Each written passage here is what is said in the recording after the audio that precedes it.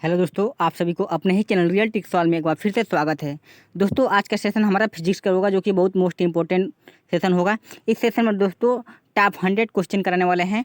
ठीक है दोस्तों, इस सेशन में आपको लास्ट तक देखना है, क्योंकि इस सेशन बहुत मोस्ट इंपॉर्टेंट होने वाला है। इस सेशन से आपको 5 से 6 क्वेश्चन जरूर मिलने वाला है, इसलिए आप सेशन को लास्ट तक जरूर देखें। तो चलिए सेशन को स्टार्ट करते हैं। देखिए दोस्तों, आपकी स्क्रीन पर पहला प्रश्न आ चुका है। लिख रहा है, भौतिक विज्ञान का जनक किससे माना जाता है। चलिए, ऑप्शन दिया हुआ है Maxwell, Albert Einstein, Newton, Thomas Edison. तो चलिए इसका राइट आंसर दोस्तों बताइए। देखिए, राइट आंसर इसका होता है दोस्तों ऑप्शन बी करेक्ट आंसर हो जाएगा। अल्बर्ट आइंस्टीन जो है हमारे भौतिक विज्ञान के जनक माने जाते हैं।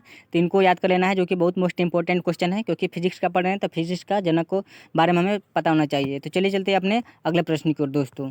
देखिए दोस्तों, आपकी स्क्रीन पर दूसरा प्रश्न आ चुका है। इसमें बोला है प्रकाश वर्ष राशि मात्रक है, यानी कि प्रकाश वर्ष किस राशि का भौतिक राशि का मात्रक है। चलिए बताइए, इसका ऑप्शन दिया हुआ है, ऑप्शन बताइए जल्दी से। दिया हुआ है समय का, द्रव्यमान का, ताप का, दूरी का। जैसा कि आपको पता है समय का मात्रक क्या होता है।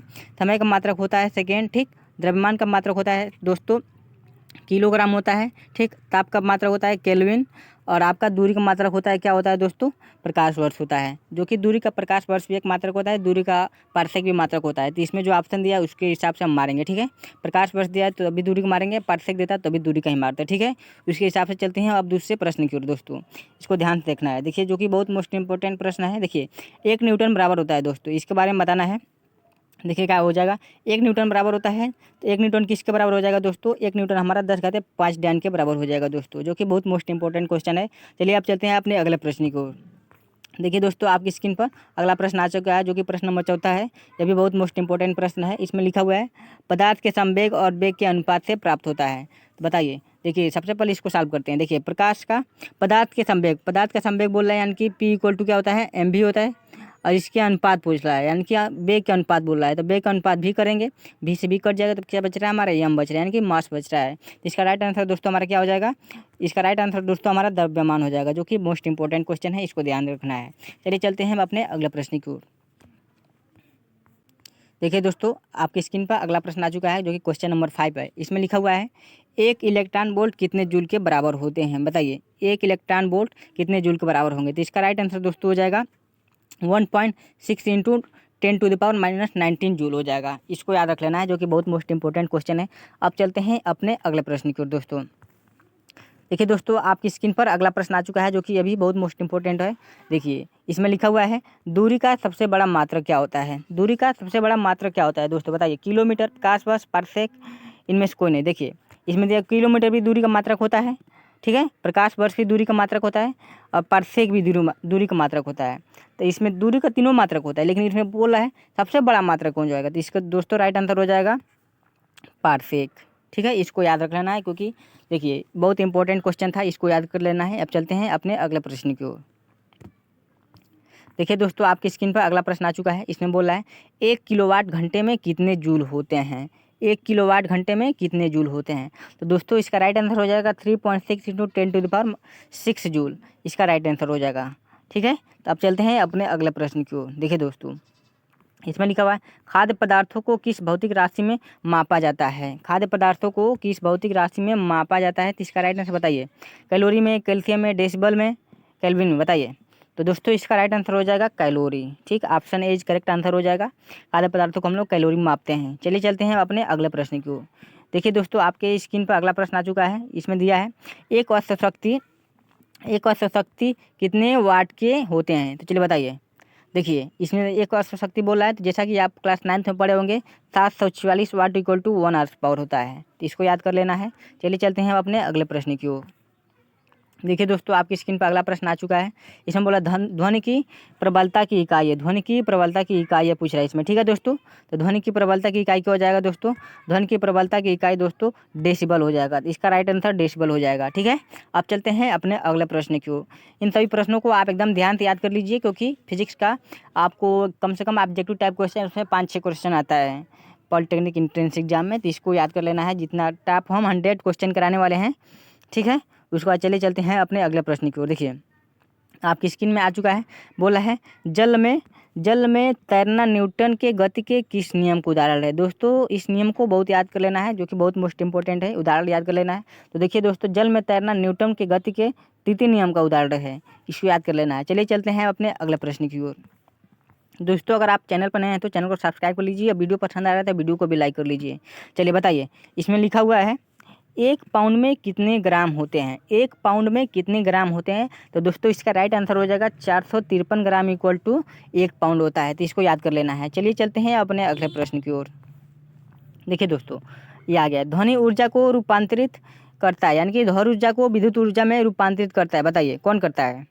ध्वनि ऊर्जा को विद्युत ऊर्जा में कौन रूपांतरित करता है। जनरेटर, माइक्रोफोन, विद्युत मोटर, इनमें से कौन नहीं। तो दोस्तों ध्वनि ऊर्जा को विद्युत ऊर्जा में रूपांतरित करता है, ये हमारा माइक्रोफोन होता है। ठीक है, ये हो जाएगा राइट आंसर। चलिए चलते हैं अपने अगले प्रश्न की ओर। देखिए दोस्तों, अगला प्रश्न आ चुका है। इसमें बोला है रॉकेट का उड़ना किस सिद्धांत पर आधारित है।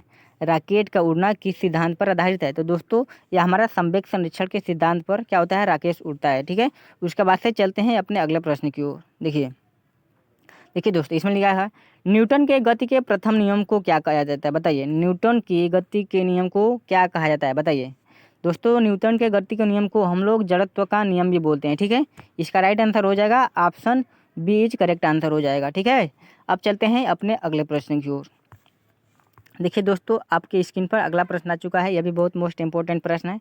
इसमें लिखा हुआ है यदि किसी वस्तु की गति को दुगुना कर दे तो गतिज ऊर्जा हो जाएगी। सबसे पहले गतिज ऊर्जा का फार्मूला क्या होता है। देखिए गतिज ऊर्जा का फार्मूला दोस्तों होता है हाफ एम वी स्क्वायर। ठीक, हाफ एम वी स्क्वायर, ये हमारा गतिज ऊर्जा क्या होता है, समीकरण होता है। ठीक है, इक्वेशन होता है, फार्मूला होता है। तो देखिए इसमें बोल रहा है गति की क्या कर दे, वस्तु की गति दोगुना, यानी कि भी की चाल बढ़ा दी, दोगुना कर दी जाए।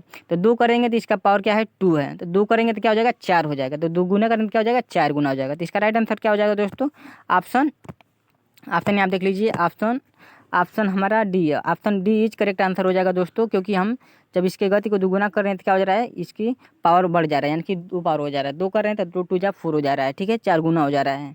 तो चलिए चलते हैं अब अपने अगले प्रश्न की ओर। दोस्तों देखिए दोस्तों, आपकी स्क्रीन पर अगला प्रश्न आ चुका है। यह भी बहुत शानदार प्रश्न है। इसमें बोल रहा है 1 फुट में कितने सेंटीमीटर होते हैं।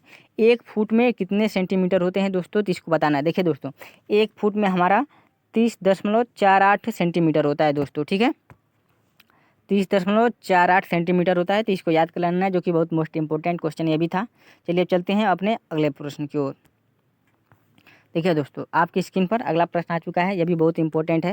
देखिए इसमें बोल रहा है समय की वेग के साथ परिवर्तन की दर, यानी कि delta v upon delta t equal to क्या होता है, इसका वैल्यू निकाल लेना है। Delta v upon delta t दोस्तों हमारा होता है 1 के बराबर होता है। तो ये हमारा क्या होता है, त्वरण को बोलते हैं।